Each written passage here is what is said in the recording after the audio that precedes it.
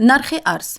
Банки миллии Тоҷикистон арзиши сомониро нисбат ба асъори хориҷӣ эълон кард. طبق нишондоди Банки миллии Тоҷикистон, арзиши пули Русия дар бозори арзи кишвар коҳиш ёфта, ҳоло 100 рубл 16 сомониву 40 дирам арзиш дорад.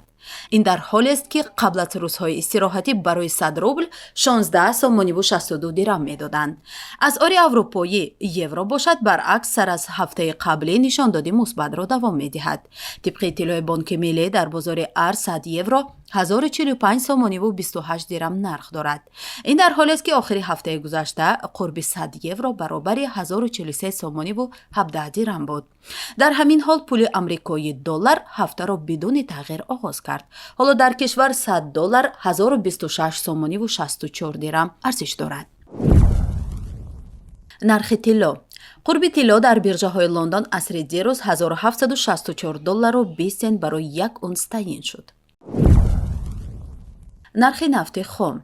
нархи миёнаи фурӯши ҳар бушка нафти хоми таҳвили моҳи оянда дар биржаҳои Intercontinental Exchange ва Brent фьючерси Лондон 103 доллару 69 сент муомила шуд. нархи миёнаи ҳар бушка нафти хоми таҳвили моҳи оянда дар биржаҳои New York Mercantile Exchange ва Lightsville Oil New York 98 доллару 39 сент муомила шуд. коршиносони Банки ҷаҳонӣ паёмадҳои муноқишаи низомии Русия ва Украинаро дар корхонаҳои се кишвари Осиёи Марказӣ Тоҷикистон, Қирғизистон ва Ӯзбекистон омӯхтанд. тадқиқоти интишоршудаи Business Pulse нишон дод, ки бо авҷ гирифтани низоъ дар Украина 65% корхонаҳои ин се кишвар бо афзоиши хароҷоти истеҳсолӣ рӯбарӯ ҳастанд.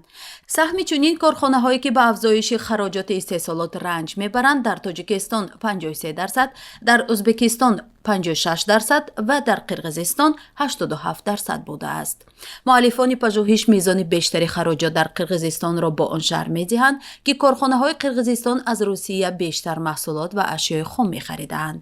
ин ҳам дар ҳолест ки Қирғизистон аз соли 2015 узви иттиҳоди иқтисодии Авроосиё мебошад ва барои молҳои аз Русия ва Қазоқистон ворид мекардааш масрафи гумрукӣ надорад. Тоҷикистон ва Ӯзбекистон узви ин иттиҳод нестанд. ба иттилои манбаъ, дар маҷмӯъ 43% корхонаҳои пурсидашуда аз коҳиши воридот аз Русия ва Украин ё қатъи пурраи харид аз ин кишварҳо хабар доданд.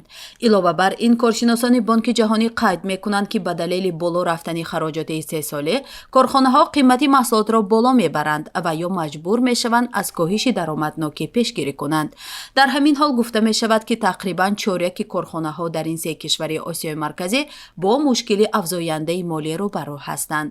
дар маҷмӯъ муаллифони назарсанҷӣ хулоса карданд, ки корхонаҳои ин се кишвар ба далели афзоиши қимати тавлидот ва танг шудани дастрасӣ ба қарз зери фишор қарор доранд.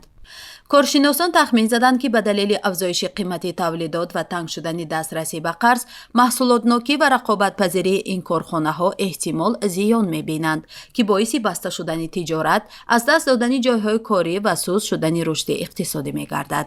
муаллифони нашрия дар вокуниш ба ин чолишҳо ва кам кардани таъсири буҳрон ба мақомоти ин се кишвар тавсияҳо доданд. мақомоти Тоҷикистон барномаи таъмини тамоми сокинони кишвар ба оби ошомиданиро рӯи даст гирифтаанд. ин ҳам дар ҳолест, ки аз 3 ҳиссаи аҳолии Тоҷикистон ба оби ошомиданӣ дастрасӣ надоранд. ҷурахон Ғаффорзода, мудири хадамоти давлатии хоҷагии манзиливу коммуналӣ, ба расонаҳо маълумот дод, ки дар Тоҷикистон ҳамагӣ 67.1% аҳолӣ ба оби ошомиданӣ дастрасӣ доранд. ба гуфтаи ӯ, мақомоти кишвар барномаеро барои таъмини оби ошомидании тозаи сокинон то соли 2030 таҳия кардаанд. гуфта мешавад, ки тарҳҳои обрасонӣ бо сарфи 73 миллиону 700 ҳазор доллар дар вилоятҳои Суғду Хатлон дар ҳоли иҷро аст. ҷурахон Ғаффорзода афзуд, дар ростої густариши доманаи хадамот ба ҷамъияти шаҳриву ростовии кишвар 20 тарҳи дархости сармоягузорӣ ба арзиши 768900 доллар таҳия ва ба Вазорати рушди иқтисод ва савдои кишвар ироа шудааст. аммо коршиносон мегӯянд, муҳол аст, ки то соли 2030 мақомот тавонанд кишварро пурра ба оби ошомиданӣ таъмин кунанд. зеро дар гузашта низ мақомот аз дарёфти миллионҳо доллар грантҳои созмонҳои байналмилалӣ ба хотири таъмини сокинон ба об хабар дода буданд, вале мушкили ҳамоно дар ҷояш боқӣ мондааст.